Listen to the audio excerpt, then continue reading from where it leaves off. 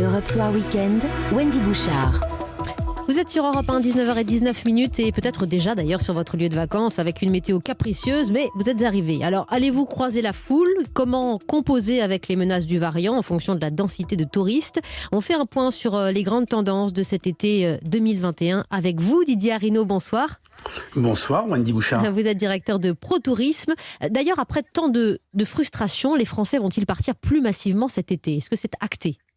Ah oui, c'est acté. Les Français sont beaucoup plus nombreux à partir cet été. On va assister à des chiffres records de départ en vacances, puisque 37 millions de nos concitoyens partent en juillet ou août, ou envisagent de partir pour ces vacances, et avec une durée de séjour plus longue, de 12 jours contre 10 les années précédentes.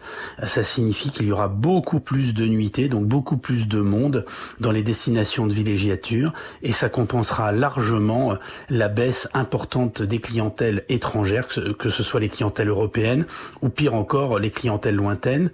Donc tous les espaces sont en progression, à l'exception de certaines grandes métropoles, et notamment l'Île-de-France et la Côte d'Azur, qui dépendent plus fortement des clientèles lointaines, mais que ce soit l'espace balnéaire avec d'excellentes réservations dans les stations, que ce soit en Bretagne, que ce soit sur la côte de Granit-Rose, que ce soit dans le sud de la France, le sud-est, on va aller dans le détail. Le littoral occitane, oui. d'Occitanie ou le bassin d'Arcachon ou même le Pays Basque.